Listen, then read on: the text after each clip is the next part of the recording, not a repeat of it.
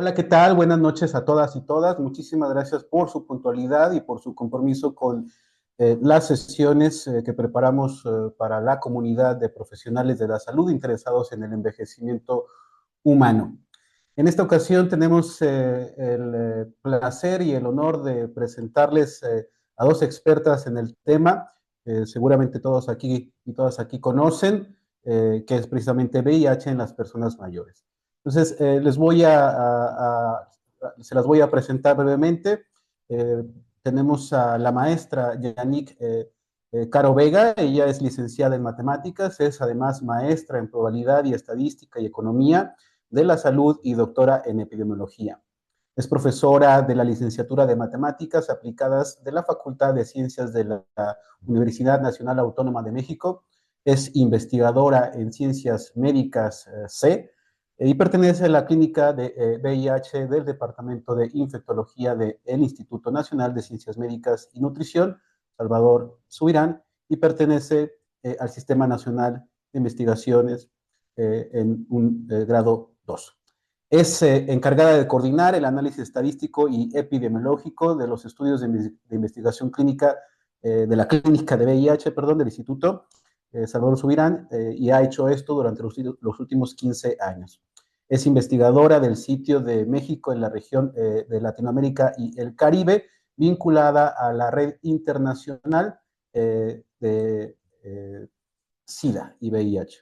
Sus líneas de investigación son la caracterización de la epidemia de VIH en nuestro país y Latinoamérica, orientada a la mejora de la atención a través del análisis de desenlaces clínicos como la mortalidad y retención. También tenemos a la doctora Brenda Crabtre Ramírez. Ella es médica infectóloga, tiene más de 20 años de experiencia clínica y académica en el abordaje de esta enfermedad, de la enfermedad del VIH y asociadas. Está enfocada en el tema de la enfermedad avanzada, precisamente en el envejecimiento, también en la salud de la mujer y con infecciones asociadas al VIH. Es coordinadora de ensayos clínicos internacionales, es sin duda alguna líder de el tema, no solamente en nuestro país y en la región, sino de forma internacional, colabora constantemente en guías de práctica clínica en todo el mundo. Es promotora también de programas de atención centrados en la necesidad de las personas con VIH y algo muy importante, es una defensora sumamente activa de la equidad de género, la mentoría de mujeres en medicina, la educación comunitaria y promueve y apoya el activismo a favor de los grupos más vulnerables viviendo con esta enfermedad. Antes de pasar a la sesión, les recuerdo que apaguen sus micrófonos, que participen activamente en el chat. De ahí sacaremos las preguntas que al final les haremos a nuestras doctoras el día de hoy. Y para todos aquellos que están en la sala de espera, les pido que pongan su nombre para poder admitirlos. Muchísimas gracias por su presencia y por su puntualidad. Y empezamos con nuestra sesión. Hola, muy buenas noches. El día de hoy voy a moderar yo la sesión y va a ser más bien a título panel de discusión porque es una de estas raras oportunidades en las que tenemos a expertas reales y me gustaría no solamente subrayar lo que dijo Julio respecto a los currículums de la doctora Crabtree y de la doctora Caro, sino que también es de esas raras oportunidades donde tenemos la oportunidad de conversar con las personas que han generado la evidencia que utilizamos en nuestra práctica cotidiana. Y ya para no robarnos más tiempo del panel de discusión, podemos empezar con una pregunta abierta para cualquiera de nuestras dos ponentes, que sería, ¿por qué es relevante hoy en día hablar de VIH en personas mayores y quizá no solo de VIH en población general o en poblaciones específicas? Es decir, ¿esto viene de algún lugar? Si quieres responder tú, Janine. Buenas noches y gracias por la invitación. Hola a todas y a todos. Gracias, Brenda. Muy buenas noches. Igual, muchísimas gracias por invitarme. Eh, lo que yo conozco del tema, me parece que es muy relevante precisamente ver cómo están las personas envejeciendo con VIH porque pues se ha dado que gracias al tratamiento y a los avances en la medicina, las personas tienen una mayor expectativa de vida y por supuesto han presentado más retos en la atención. En ese sentido, es importante no solo considerar que estas personas ya están envejeciendo y tienen problemas similares a las personas que no tienen VIH, pero que además se están viendo cada vez más en riesgo porque no se perciben a sí mismas como estar en riesgo, como que están en riesgo de la enfermedad. Creo que ese es mi punto en ese sentido. ¿Quieres agregar algo, Brenda? Agregar que, pues, envejecer con VIH, me parece que hablar de esto, pues, es un privilegio porque esto quiere decir que la ciencia nos ha ayudado a llegar ahí, a que las personas puedan sobrevivir y llegar a la edad adulta. Entonces, me parece genial que estemos incluso entre geriatras hablando del tema.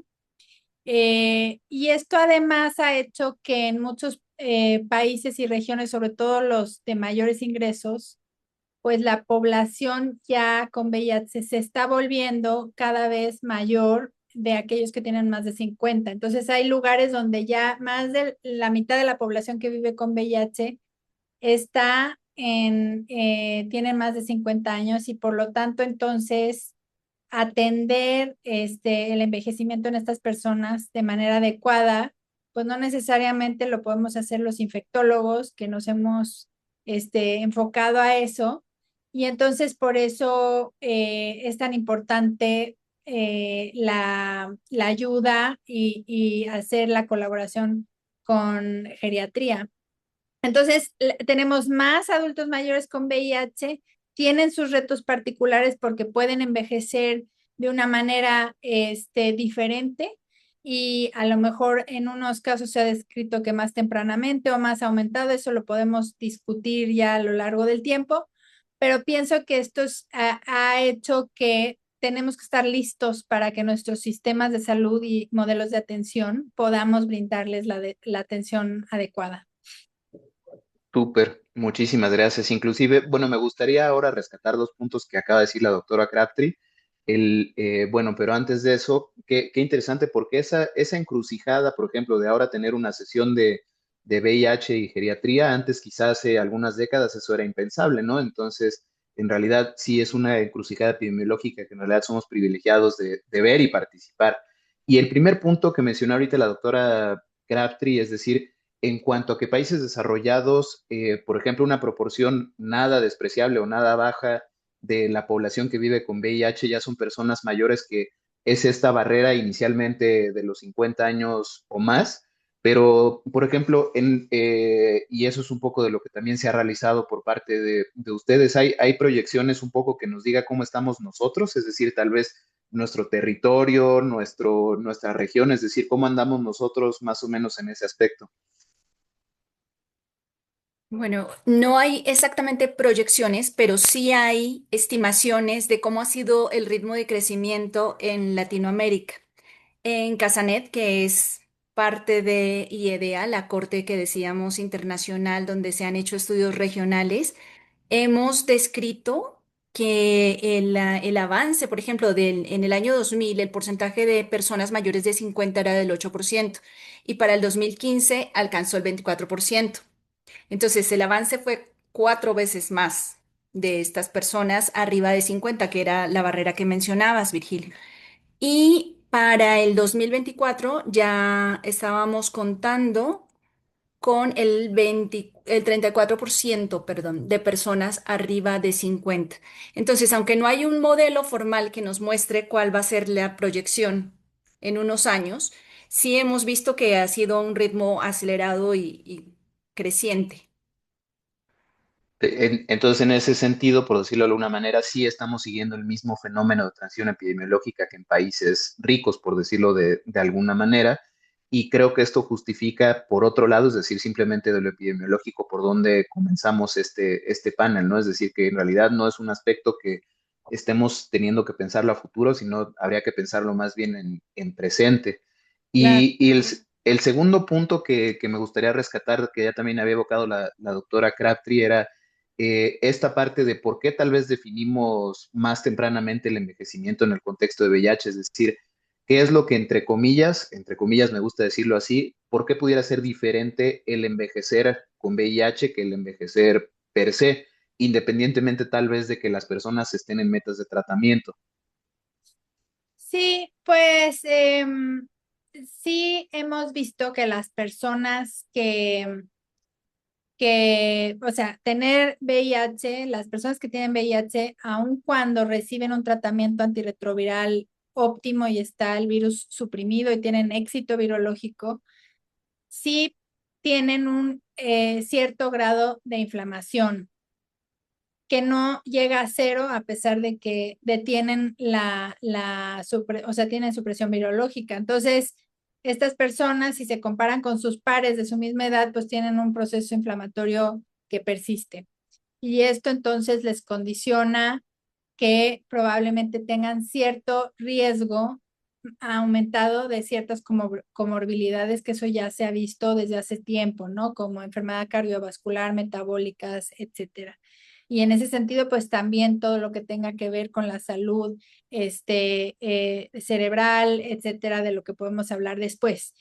Y hay muchas condiciones que se asocian, porque las personas con VIH también pueden tener diabetes, o también pueden fumar, o también pueden, ¿no? Entonces todo se va sumando. Y luego además, pues hay mucho tipo de personas, ¿no? Los que hacen ejercicio, los que no, pero también los que nacieron ya con VIH y están llegando a los 50 años, los que tienen muchos años con VIH o los que no. Entonces, o los que empezaron con enfermedad avanzada y entonces tuvieron un daño inmunológico importante, y entonces por eso se ha acotado este término del inflammaging, ¿no?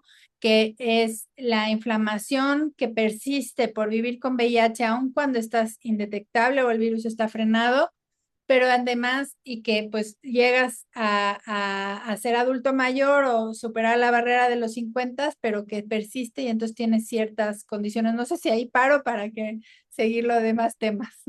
No, está muy bien, de hecho estaba perfecto. Yo al contrario, no quería interrumpir porque a mí me parecía que este mensaje era sumamente valioso, pero voy a aprovechar justamente esta parte tal vez para preguntar, bueno, por un lado, entonces creo que sí hemos aprendido, como dijeran por ahí, que la clínica sí sigue a la biología, ¿no? Es decir, que sí pudiera tener una traducción clínica a esta inflamación crónica de bajo grado subyacente en cuanto a mayor riesgo tal vez de algunas situaciones. Pero por otro lado, tal vez las personas que nos dedicamos a no solo la clínica, sino también investigar, a veces utilizamos términos que pudieran ser un poco preocupantes, ¿no? Es decir, por ejemplo, el de envejecimiento acelerado y acentuado, que no sé si esto tengan alguna postura ahí sí personal, no necesariamente científica, sobre que si tal vez tendríamos que, porque nos gusta mucho utilizarlo, inclusive yo, y yo lo utilizo recurrentemente, pero no sé si ustedes tengan alguna postura sobre matizar estos términos también. Si quieres, yo digo mi postura primero. O sea, siento que eso ha obedecido la descripción de los de datos que tenemos, ¿cierto? Pero estamos viendo envejecer a personas que tuvieron falla múltiple, que estuvieron con enfermedad avanzada, que cambiaron de antirretrovirales muchísimo, que tuvieron muy malos tratamientos. O sea, no es lo mismo ese que el que hoy comienza con un tratamiento antirretroviral, ¿cierto? Entonces, esas son las personas pues que van teniendo más edad. Entonces es injusto comparar, pero sí se ha descrito que si los comparan con sus pares de la misma edad, probablemente tienen envejecimiento acelerado o aumentado. Ahora, dicho esto, hay de todo, porque nosotros tenemos pacientes súper fit, ¿no? Que pueden tener una trayectoria completamente diferente. Y en eso, por ejemplo, hemos aprendido mucho gracias a Virgilio y todos, porque en realidad nosotros como infectólogos no habíamos tenido que tener esa visión de ver la trayectoria de cómo uno va a lo largo de los años, porque nunca, de hecho, este punto de corte de los 50 años, pues fue así puesto porque no nos imaginábamos que las personas iban a llegar ahí. ¿Ves? Total y absolutamente arbitrario, no es que pase algo en ese momento, ¿no? Entonces, el hecho es que las trayectorias pueden ser sumamente distintas. Entonces ahí ya, y los tratamientos actuales son completamente diferentes, con lo cual no sé si esto va a seguir sucediendo así, sino que debiéramos de ser mucho más acotados al caso, al momento, a la circunstancia, país, región, todo, ¿no? Sí, definitivamente, definitivamente. Muchísimas gracias. No sé si la doctora Caro tenga una postura ahí. Sí. Bueno, desde mi punto de vista, todos estamos envejeciendo desde que nacemos. O sea, definitivamente el proceso biológico avanza en todos y también la parte cultural hace mucho de cómo nos enfrentamos a ese envejecimiento, qué tanto ejercicio hacemos, si tenemos más hábitos de fumar o de comer mal, todas estas cosas influyen en cómo envejecemos y las personas con VIH, y de eso hay mucha evidencia en comparación de exactamente el grupo de edad, del mismo grupo de edad entre personas con y sin VIH, pues tienen adicional a la enfermedad todo su proceso de tratamiento que los deteriora más y los expone a tener pues mayor comorbilidad y mayor riesgo de envejecer de una manera menos apropiada, pero por supuesto insisto, influye mucho la manera en la que viven. Gracias. Súper. No, muchísimas gracias. Y aquí voy a aprovechar justamente que estamos en ese punto también para retomar algo que ya había salido, de tal vez la percepción de bajo riesgo que tenemos de las personas mayores, no solamente para VIH, sino en cuanto a las enfermedades de transmisión sexual en general. ¿Es esto a ustedes, por ejemplo, como expertas en cuanto a diseño de políticas sociosanitarias y en lo clínico, han visto que, por ejemplo, esta percepción de bajo riesgo de las personas mayores pudiera incidir, por ejemplo, en diagnósticos de cierta manera o en incorporaciones de cierta manera a las cascadas de atención? Pues sí, totalmente. O sea, a mí creo que este era un punto que no habíamos tocado todavía porque estábamos hablando de las personas que envejecen con VIH, pero mucho de lo que nos pasa es que estamos pensando que solo en eso y no pensamos en la vida sexual activa de las personas que tienen 50 o más años y que sigue siendo activa y que no se perciben en riesgo ni ellos, ni tampoco los profesionales de la salud. Y entonces, además, pues no se sienten convocados a las estrategias de prevención que ya tenemos al alcance, como por ejemplo, el uso de antirretrovirales para prevenir la infección. Y entonces es un círculo vicioso, ¿no? Que hace que también las personas mayores de 50 años llegan al hospital y entonces no de entrada les piden o sea, tiene 70 años y no de entrada le piden una serología de VIH, aun cuando tiene pérdida de peso, diarrea, piensan en algo maligno porque así lo aprendimos en la escuela, ¿no? Y entonces esto sí ha hecho que ellos empiecen en una condición ya desfavorable, porque empezar con enfermedad avanzada les pone cuesta arriba para el resto de su vida. Entonces sí, es también un llamado a que debemos estar mucho más familiarizados con, o bueno, ser abiertos con estar haciendo pruebas de VIH a todas las personas que tienen vida sexual activa. Claro, y ahí creo que esa parte es muy importante para nosotros en geriatría.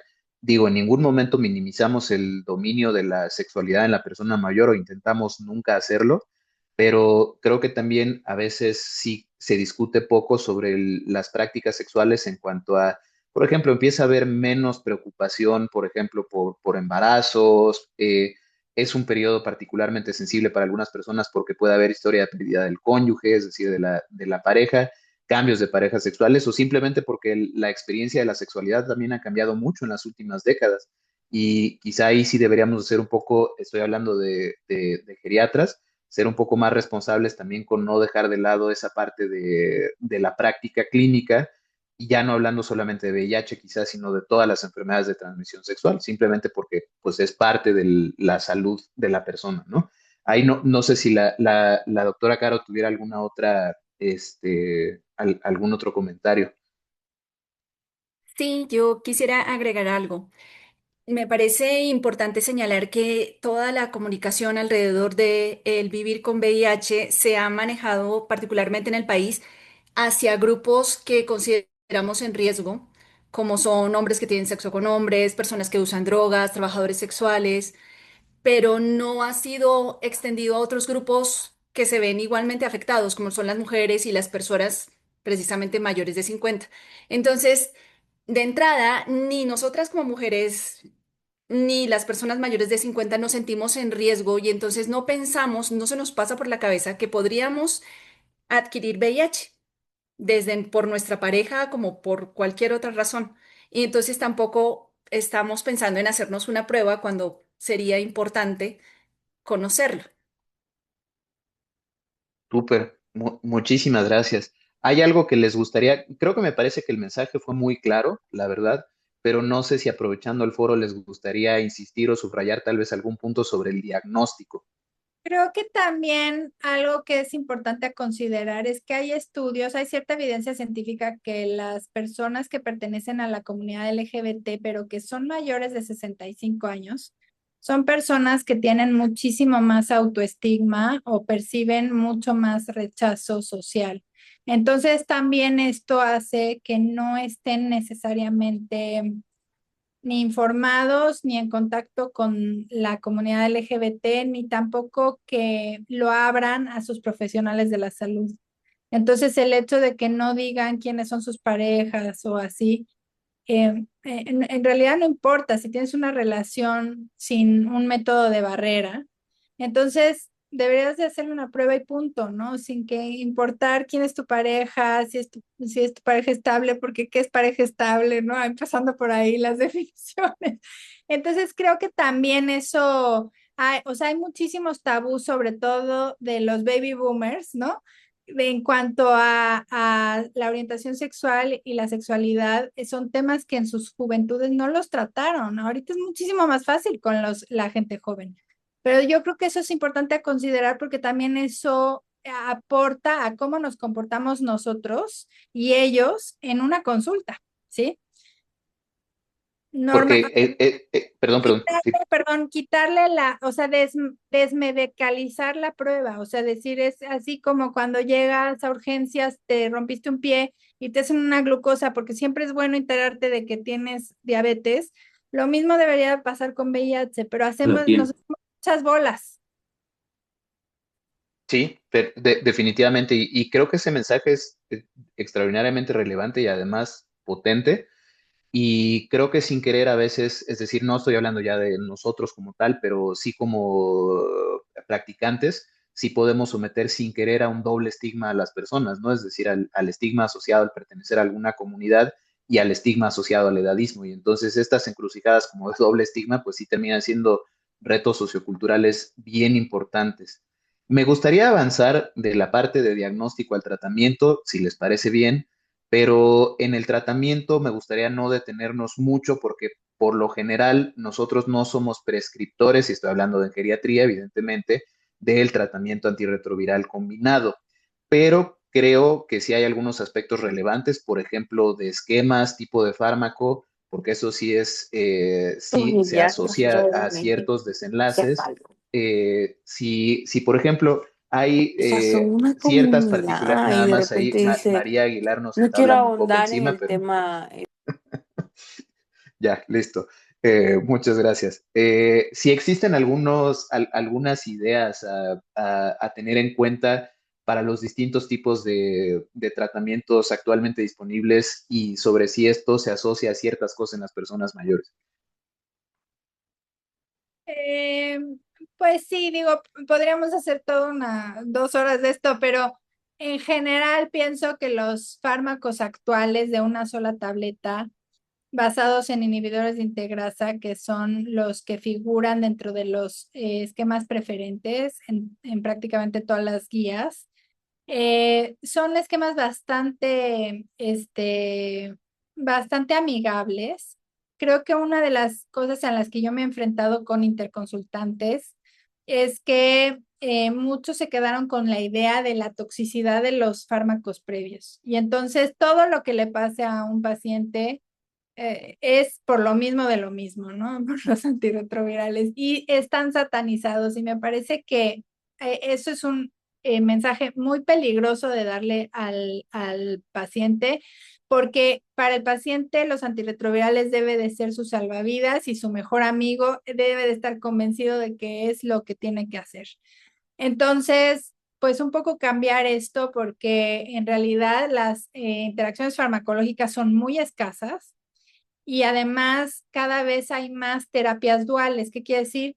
Que los medicamentos se han vuelto tan potentes que incluso en vez de dar 3 ya estamos dando 2. Entonces esto reduce la polifarmacia, que para ustedes es muy importante y para nosotros ya se ha vuelto un tema también, pero ya es muchísimo más fácil para todos nosotros de manejar. Entonces, creo que esto ha cambiado mucho y los invitaría a que ya no satanizaran los antirretrovirales y al contrario. Hay ciertas acotaciones para ciertos fármacos que han causado, por ejemplo, el tenofovir, que son de los que ya estamos quitando los nuevos terapias duales, que pues sí tenían que ver con la función renal y la densidad ósea, y que eso desde luego que es importante para las personas que están envejeciendo. Pero bueno, pues nada que no se deba de evaluar como en una consulta pues habitual, ¿no? Entonces, como internistas o como geriatras o como infectólogos, pues son de las cosas que tenemos que vigilar. Pero decir, o sea, mi mensaje sería, el más importante es que en realidad ahora las cosas son mucho más fáciles. Hay ciertos retos clínicos, como por ejemplo, cuando están recibiendo quimioterapias, ¿no? Las personas que tienen dificultades para la deglución, las personas que están en los asilos de ancianos y todo eso, ya pues cada vez por eso están haciendo diferentes opciones y por eso hay los antirretrovirales están migrando todo hacia los de larga duración, que es donde yo creo que hacia donde va la siguiente era del tratamiento antirretroviral y eso probablemente beneficie a muchos, ¿no? Que sobre todo quizá las personas que tienen más pérdida de la función o así, o de la memoria, etcétera, pues este tipo de cosas podría ser muy conveniente, pero bueno, ya hasta ahí me quedo. Súper, no, excelente, muchísimas gracias, porque digo, en efecto, lo que dijo la doctora Crabtree es que justamente no es el objetivo de este panel el tratamiento, pero sí hay un mar de acepciones y acotaciones, pero creo que el punto relevante para nosotros es no estar tan preocupado con los nuevos esquemas de antirretrovirales y un poco lo que describen algunos documentos y posturas de posición es que más bien es mucho más fácil para nosotros como prescriptores de, digamos, la atención metabólica, ajustar los medicamentos en favor de los antirretrovirales y no al revés. Es decir, justamente porque eso no solo favorece el apego o colaboramos también desde nuestra ventanilla y nuestra arista al apego, sino también a que sea más cómodo para la persona. Y eso ya lo digo un poco desde el punto de vista de la geriatría. Y algo que, si les parece bien que hagamos el enlace que ya estábamos discutiendo un poco al principio de la sesión y también mencionaba la doctora Caro, es que estábamos hablando hace ratito que la parte de, digamos, el envejecimiento biológico cambia. Esto se acompaña de fenómenos clínicos, es decir, hablábamos un poco de quizá un mayor riesgo respecto a pares sin VIH, de enfermedad cardiovascular, del metabolismo mineral óseo, pero digamos, y aquí por el tipo de foro lo tengo que preguntar obligadamente, es si esta, digamos, mayor incidencia de comorbilidad también aplica para lo que nosotros vemos, es decir, para los síndromes geriátricos. Sí, así es, sí aplica. Esa es la respuesta corta. Y tenemos estudios, aquí sí tenemos evidencia de México, gracias a la colaboración que hemos hecho en Infecto con Censida, que es la organización de Secretaría de Salud que se encarga de vigilar el tratamiento antirretroviral. Y hace algunos años, en un estudio que hicimos para evaluar la proporción de mayores de 50 y generar una guía de atención de antirretrovirales en este grupo, recopilamos información sobre los síndromes geriátricos en México y logramos verificar, por ejemplo, que era muy alta tanto la presencia de fragilidad como de deterioro cognitivo y de funcionalidad en personas con VIH. En otros estudios en los que se ha logrado hacer una comparación con personas sin VIH, también se ha visto que es muchísimo más alto el riesgo de tener cualquier síndrome de estos en comparación a personas sin VIH. Y entonces aquí nuevamente, muchísimas gracias, doctora Caro. Y aquí tenemos nuevamente la parte otra vez de que sí realmente es un fenómeno no solamente de casos de estudio, sino que sí es algo con una traducción biológica específica. Y empezamos a entrar un poco al por qué tienen sentido, que quizás todo lo retomaríamos un poco más adelante. Tal vez la integración o por lo menos la conceptualización de abordaje conjunto de ciertas cosas, pero aquí me gustaría algo bien importante y que de hecho hay muy pocas personas que pudieran hablar de esto en el país, es decir, fuera de ustedes dos. De hace rato estábamos tocando puntos de quizá no solo personas mayores, hombres que tienen sexo con hombres, pero quizá un grupo que particularmente no está muy visibilizado dentro del mundo, vamos a decirlo, de VIH, pudieran ser las mujeres y particularmente las mujeres mayores. Dentro de su experiencia y quizá campo de investigación, han visto esto, es decir, no solamente que los síndromes geriátricos se presenten más en las mujeres mayores, sino que tal vez exista una diferencia asociada al sexo para los síndromes geriátricos. Bueno, yo voy a dejar a Janine que conteste, pero quiero meter tantito aquí un comentario. Pero, Virgilio, la mayor parte de las personas que viven con VIH son mujeres en el mundo, ¿no? O sea, no olvidar eso. Si bien en nuestra región, en nuestra región sí que no pertenecen al grupo de población clave donde se dan el 70% de las infecciones en general, y sin decir que el 30%, minimizar el 30%, pero en realidad, como ustedes saben, la mayor carga de enfermedad está en los países africanos, donde en su gran mayoría son afectadas las mujeres. Y esto es importante porque en realidad, o sea, la investigación de las mujeres ha sido, a pesar de ello, ha sido muy rezagado, y sobre todo en de las adultas mayores, pero ya, ahí me quedo, y que diga el comentario Janine, que ya sé que va a dar.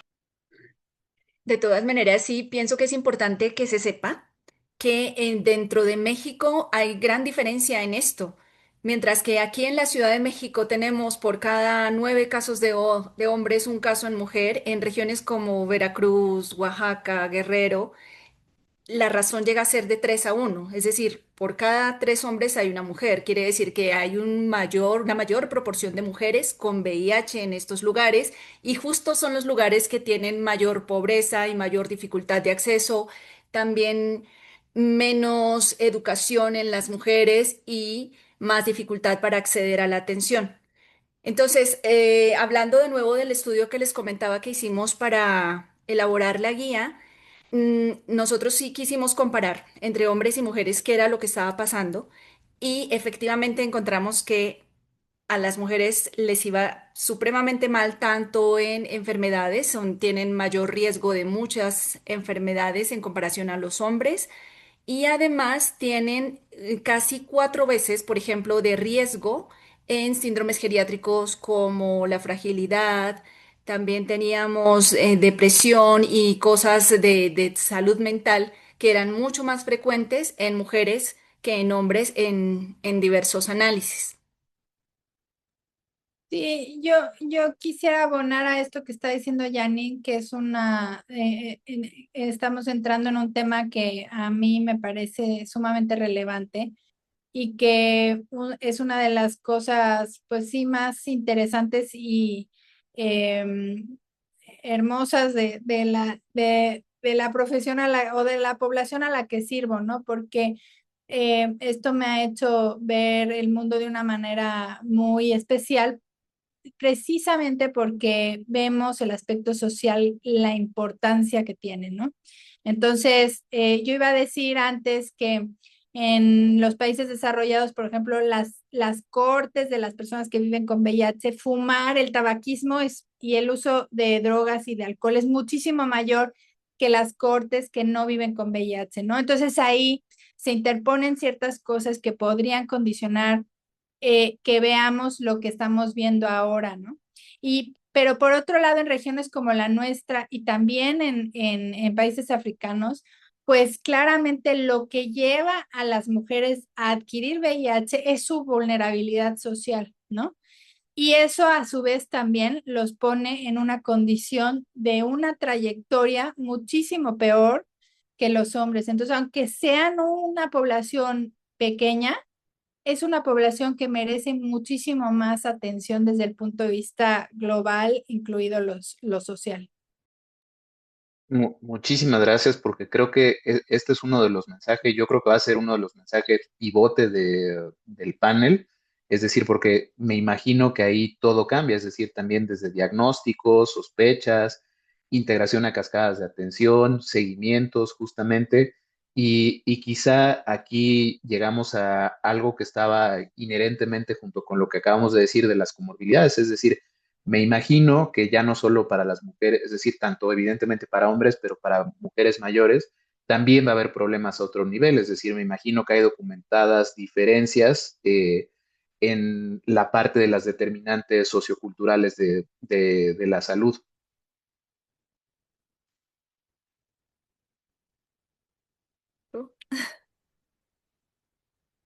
En cuanto a las determinantes, insisto, son algunas de las que ya comentaba, como que es mucho más frecuente que las mujeres sean menos educadas, las mujeres con VIH estoy hablando específicamente, que tengan menos educación, que tengan mayor carga de cuidado con sus hijos o con personas mayores, que tengan menos ingreso económico y, por supuesto, más barreras en cuanto a su propia salud, porque quizás muchas de ellas no pueden siquiera ir al médico sin el permiso de su pareja.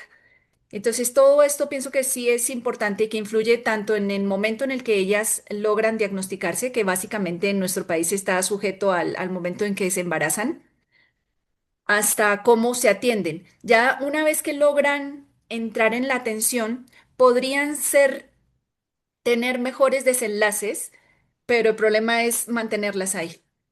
Mantener a las mujeres en la atención es la complicación, pero sobre todo porque ellas tienen otro tipo de prioridades. Y Claro, aquí hay varias cosas además que, o sea, las mujeres como no se perciben en riesgo, que eso ya fue comentado por la doctora Janine, casi ya hay algunos estudios aquí en México, sobre todo hay una doctora que hace hay investigaciones muy buenas en ese sentido, Ana Muchastegui y la doctora Martina Onraet en el INCAN y Alicia Piñeirúa. Ellos han visto que también, o sea, casi siempre las mujeres se hacen la prueba por terceros, es decir, porque están embarazadas y entonces es el parte del cuidado del embarazo, del seguimiento, de la atención prenatal, pero también ya cuando pasa esto, cuando pasa esa circunstancia es porque el marido ha enfermado o porque el hijo está enfermo, pero difícilmente es porque al médico se lo hizo de manera rutinaria o ella se lo fue a hacer así como prueba de screening de rutina. Y esto pues condiciona que también empiecen en enfermedad avanzada en forma mucho más frecuente, ¿no? Y nosotros nos acaban de aceptar una publicación donde demostramos que las mujeres llegan a la atención con más oportunidades perdidas de diagnóstico, o sea, que tuvieron más encuentros en el sistema de salud y que no les hicieron la prueba en comparación con los hombres que son atendidos aquí, ¿no? Entonces es mucho, o sea, no solamente es el tema social, sino también cómo como profesionales de la salud nos hemos comportado con respecto a la salud de las mujeres. Y luego pasa el embarazo y después de eso la edad reproductiva y las mujeres ya no tienen la oportunidad de hacerse la prueba, ¿no?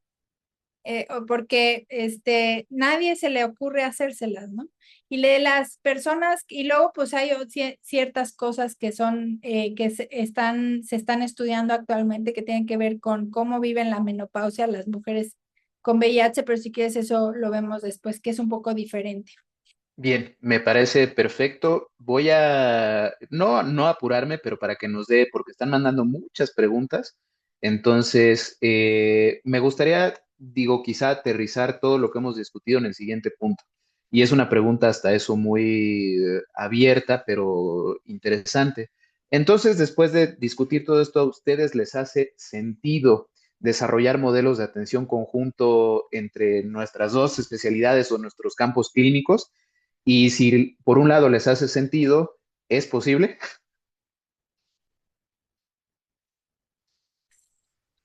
Va con truco la, la pregunta. Va Bueno, un poquito con truco, sí.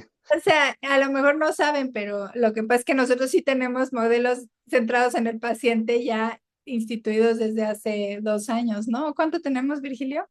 Sí, para tres vamos. Ajá. Ok, sí, gracias a que hemos tenido esta colaboración tan estrecha entre los dos departamentos y el interés, porque yo creo que también es eso, que el centro de atención esté interesado en hacer cosas para hacer atención diferenciada, ¿no?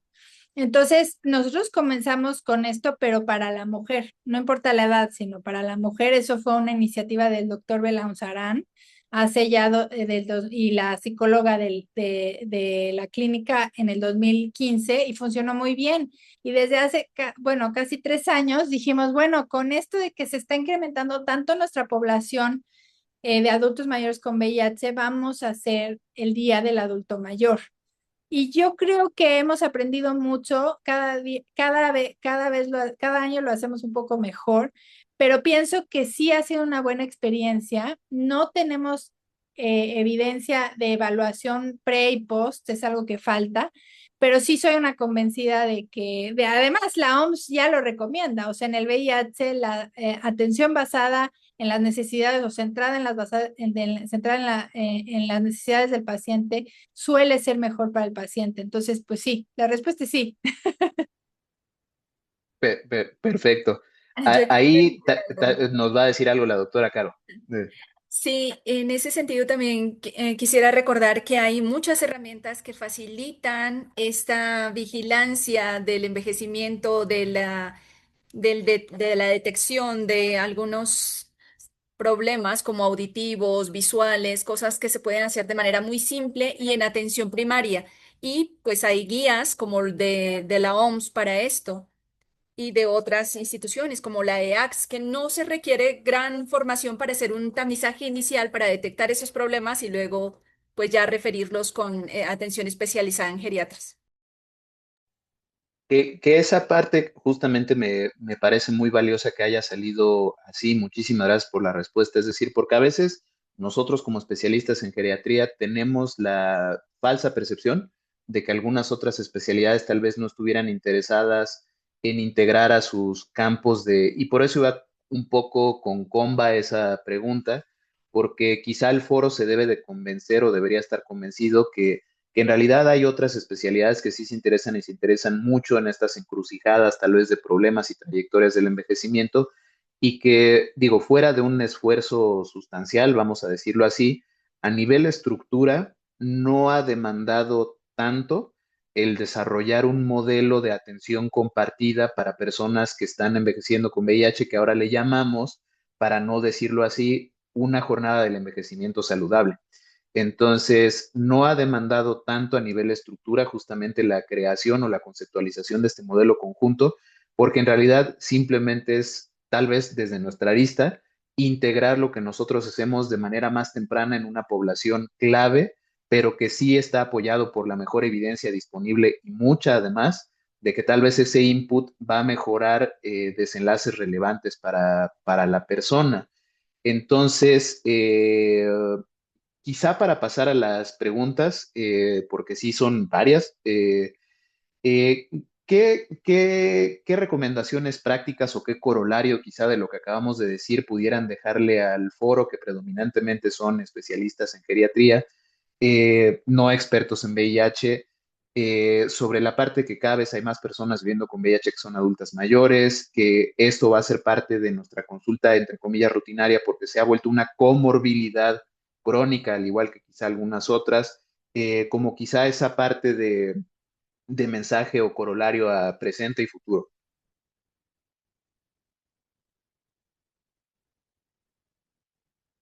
¿Quieres comenzar, Janine, o yo empiezo? Te iba a pedir que lo hicieras tú porque justo los perros en la colonia están en concierto en este instante. Ok, Lo no, siento. pues, o sea, en realidad yo les diría, que hicieran pruebas diagnósticas a su población. Eso es muy importante, a su población que tiene vida sexual activa o que tuvo vida sexual activa reciente, que incluyan a las mujeres, no tiene que estar basado en las poblaciones claves. Es muy posible que hagan muchas pruebas y salgan negativas, pero siempre es bueno cuando encuentras uno en forma oportuna. El siguiente mensaje es que si les toca tratar con personas que viven con VIH, yo creo que en su hospital pues unan fuerzas la clínica de VIH con ustedes o sea, con los infectólogos, porque nosotros estamos muy interesados en hacer más especializada nuestra consulta o más basada en las necesidades de los pacientes, porque, o sea, mi consulta de VIH es, estás indetectable, tienes buenos CD4, ya, se acabó, ¿no? O sea, casi de ahí ya no pasa, ¿no? A menos de que traigan otra infección de transmisión sexual y así, pero lo que se viene de complejo ya son el tratar las comorbilidades, en evaluar los síndromes geriátricos, todo eso. Entonces sí pienso que estar abiertos a la unión y a la colaboración me parece que es, o sea, es lo que yo les diría. Bien, creo que nos dieron un respiro los perritos, entonces quiero agregar que sí es importante que todos tenemos una parte en esto, porque profesionales como los nutriólogos o los terapeutas o cualquier otro tipo de persona en realidad tienen mucho que aportar, porque lo que estamos tratando es precisamente de envejecer mejor. Y las cosas más simples como puedo comer bien, puedo ver bien, puedo dormir bien son muy importantes para las personas que estamos envejeciendo. Entonces, pienso que hace un poco que es importante hacer investigación también en este sentido para ver de qué manera contribuir a una mejor calidad de vida de las personas. Perfecto, muchísimas gracias. De verdad les agradezco de todo corazón el expertise y un poco también la generosidad de tiempo con nosotros. Y para que tengamos tiempo para las preguntas, ahí le voy a ceder la moderación a Julio, porque hay varias preguntas ya y entonces hay un gran interés en cuanto a preguntas en el foro. Bueno, entonces, pero quizá una que estoy viendo ya o ya había visto antes de alguna otra cosa y se enlaza mucho con lo que ya había tocado la doctora Caro, sería, según lo que existe de evidencia, la incidencia de nuevos casos de VIH en personas de 50 años o más es predominantemente en hombres que tienen sexo con hombres. Ay, Que si en en general, los adultos mayores es más Ujú, hombres que tienen sexo con hombres. ujú. Es decir, que si el grueso tal vez de la incidencia va En por ahí. general, así es, en general, así es, pero eso no quiere decir que no haya como hombres y mujeres que no pertenezcan a ese grupo y que puedan tenerlo. Entonces, esos son precisamente los que están en más riesgo de diagnóstico en enfermedad avanzada. Entonces, ojo con eso, porque ese es un sesgo que nosotros mismos hacemos. O sea, yo les he dicho en el servicio de urgencias hasta se ríen, pero si llega un chico que tuvo una evacuación diarreica y es bailarín, no se ha sentado en urgencias y ya le están pidiendo su VIH, pero llega una mujer indígena que tiene 2 semanas con diarrea, una única pareja, pero que ha migrado a los Estados Unidos, se tardan como 3 semanas en pedirle un VIH, porque nosotros mismos introducimos ese sesgo. Perfecto. Y entonces ahora sí le cedo el micrófono a Julio para las otras preguntas. Muchas gracias. Muchas gracias. Muchas gracias, Virgilio. Muchas gracias a todos y todas um, por su compromiso con la plática que está sumamente interesante. Entonces voy a leerles las preguntas que están aquí en el chat. La siguiente es, y bueno, si quieren turnárselas o quien se sienta con más expertise para contestarla, no tenemos ningún problema para escucharlas. La siguiente pregunta es, hablando sobre el mayor riesgo de osteoporosis asociado a tenofovir, ¿qué momento es ideal para mandar a pedir una densitometría ósea de control?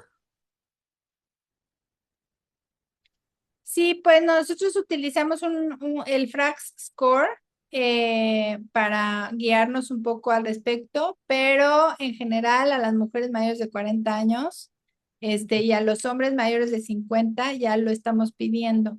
Entonces, y bueno, si tienen una antecedente fractura, por ejemplo, pues también lo hacemos, pero no difiere tanto, ¿no?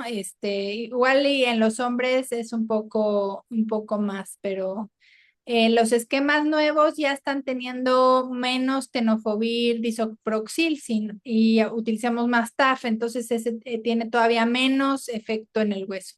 Y hay que recordar que el efecto es generalmente transitorio, o sea, hay una resorción ósea importante al principio, pero después esto como que se alinea y deja de tenerlo. Entonces, no pensar que es tan importante.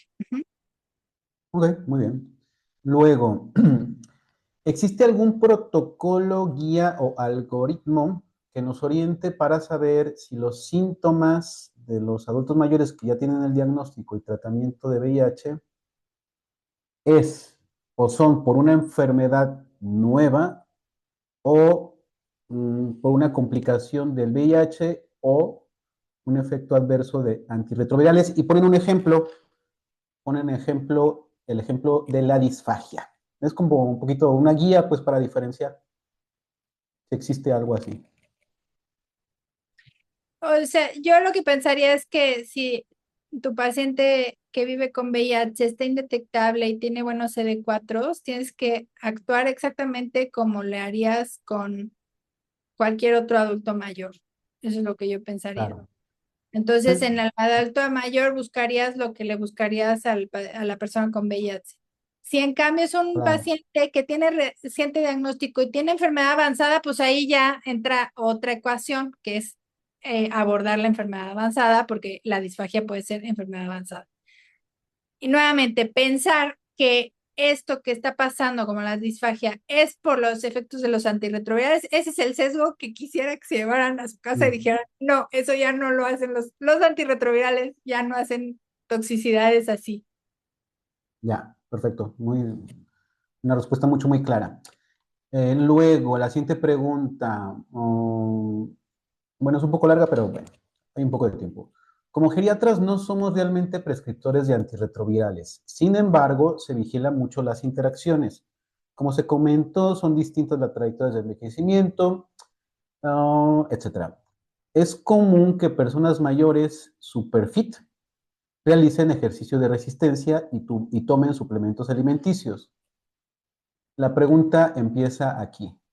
¿Por qué se sugiere separarlos por 2 horas mínimo? De los antirretrovirales, supongo. ¿Es por cuestiones de absorción o de efectos secundarios? ¿Y qué tipo de suplementos son los que tienen más relevancia con los antirretrovirales? Bueno, sí, es que, bueno, hay miles y miles de suplementos, entonces está difícil que la doctora Crabtree se sepa todos y cualquier doctor, ¿no?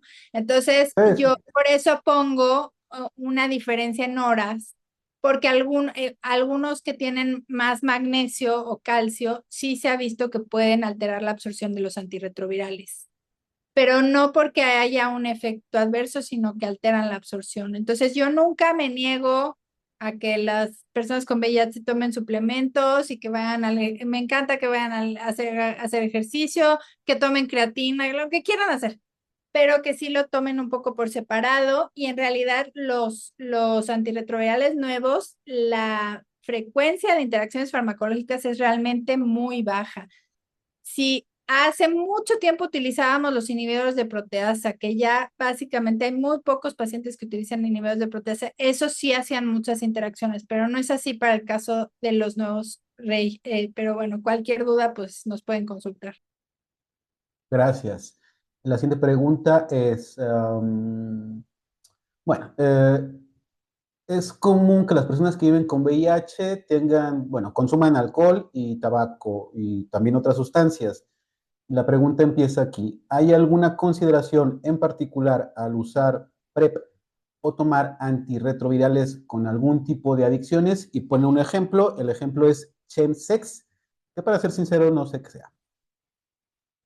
Bueno, aquí hay varias cosas. Uno es que la vida saludable es buena para todos, vivas o no vivas con VIH. Entonces, partir de ahí. Creo que es importante poner nuestra mente ahí y no pensar que todo es especial para las personas con VIH, porque ahí ya estamos haciendo sesgos. Pienso que son dos cosas diferentes. El alcohol y el tabaquismo es malo, al igual que lo es para las demás personas si se consume en grandes cantidades. No se contraindica, no altera, no se prohíbe por los antirretrovirales. Esa es la realidad. Ahora bien, el chemsex es otra cosa. El chemsex, la definición del chemsex es el uso de drogas para sexualizadas, así se le llama. Es decir, que se toman sustancias para mejorar las relaciones sexuales o hacerlas más prolongadas. En eso yo no soy experta y es un tema que ha emergido mucho en los últimos años. Es un tema complejo, hay muchísimas sustancias, creo que no vale mucho la pena aquí de comentar, pero sí hay gente que, sobre todo los psiquiatras, ven más este tema. Entonces, más bien, si tienen un paciente con esto, no necesariamente hace interacción con los antirretrovirales, eso sí es muy importante, pero sí pueden favorecer que no tengan buena adherencia. Entonces ahí es donde tenemos que tener cuidado nosotros y hacer mecanismos para que a pesar del uso del chemsex puedan seguir con su tratamiento antirretroviral con buena adherencia. Muy bien. Tengo aquí una pregunta específicamente para la doctora Yanink. Dice aquí, la pregunta tiene que ver con brechas por grupos vulnerables en mayores. ¿Dónde dónde se ve más inequidad hoy? ¿En acceso, en continuidad, en salud mental, violencia y estigma? Digo, habla pues de los grupos vulnerables dentro de la población que puede vivir con VIH. ¿Y qué intervención concreta sería más costo efectiva para tratar estas inequidades? Muy bien. Yo pienso que nos hemos dedicado mayormente a la parte biológica, a las enfermedades y a los síndromes, a las cosas que se miden biológicamente, pero hemos dejado un poco de lado la parte mental, social de las personas.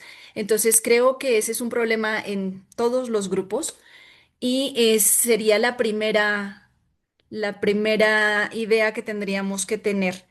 Me refiero a que deberíamos tener mediciones de estas cosas para detectar qué es lo que está pasando, qué es lo que se necesita y poderlo atender. Solamente con datos podríamos saber qué sería más costo efectivo. Hay experiencias en otros lugares, pero en México en particular, pues todavía no tenemos suficiente información de qué sería lo mejor.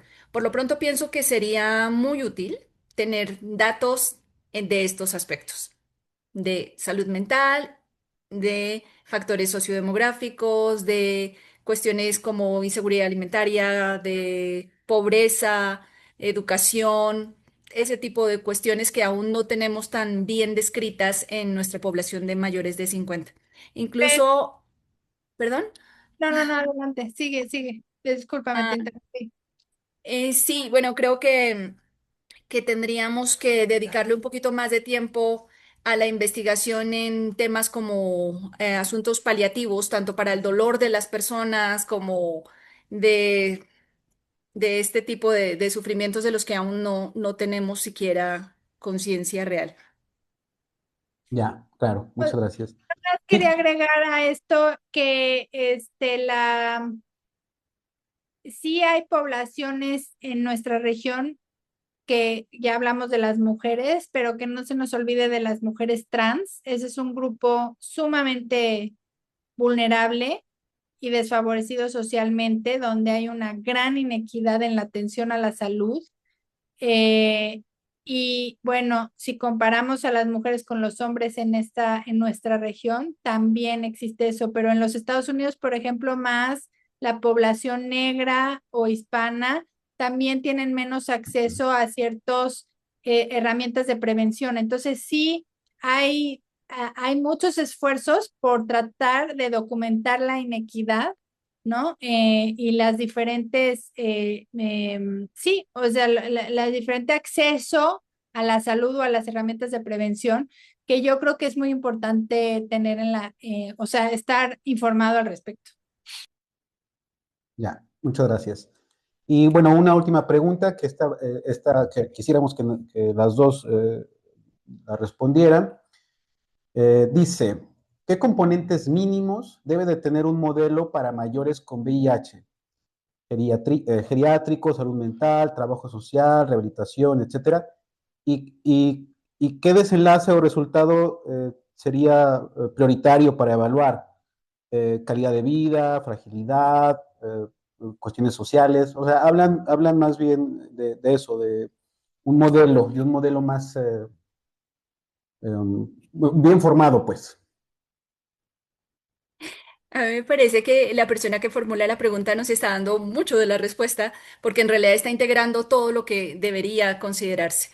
O sea, no solamente la parte biológica, sino la capacidad social de la persona de sentirse cómoda, de sentirse útil, apreciada, de que su salud mental sea correcta. Todos esos aspectos deberían considerarse en una evaluación completa, y un modelo que integre todas estas cosas sería lo ideal para una atención apropiada. Sí, estoy de acuerdo. Sin embargo, en lo que sí quisiera decir, bueno, yo creo que aquí el mejor para responderlo es Virgilio, no tanto nosotras dos. Pienso. Pero por otro lado, también pienso que, bueno, les comento que nosotros hemos estado trabajando en una corte latinoamericana de 40 personas por sitio, donde les hemos hecho evaluaciones muy específicas y muy a detalle en personas envejeciendo con VIH.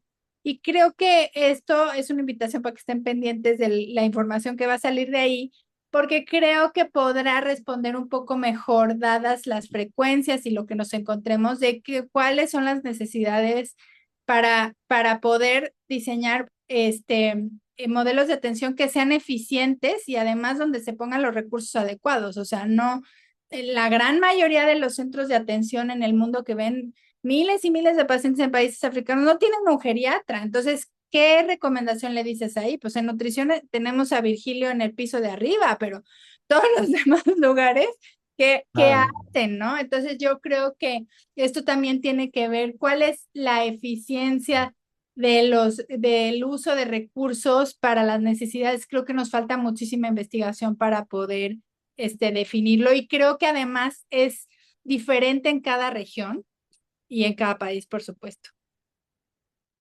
Muchísimas gracias por esta plática tan enriquecedora. Muchísimas gracias, doctora Yannick. Muchísimas gracias, Brenda. De nuevo, es un placer y un honor contar con profesionales de la salud tan comprometidas con, con el tema, por supuesto, pero también con la realidad.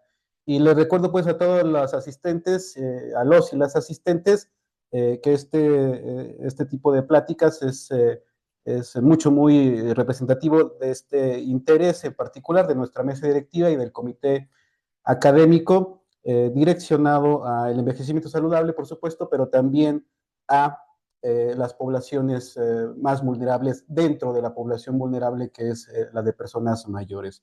Muchísimas gracias por su asistencia, muchísimas gracias por su puntualidad y por su constancia. Les recuerdo que pueden encontrar el enlace para autogestionar su constancia. Les recuerdo, por favor, que deben de llenarlo sin errores para que les llegue con su nombre correcto y para que les llegue a alguna de sus bandejas en su correo electrónico.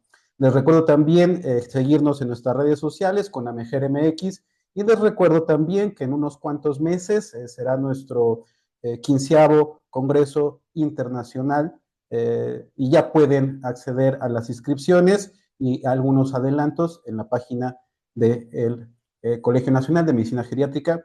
Muchísimas gracias, Yannick. Muchísimas gracias, Brenda. Buenas noches, Virgilio, y buenas noches a todos y todas.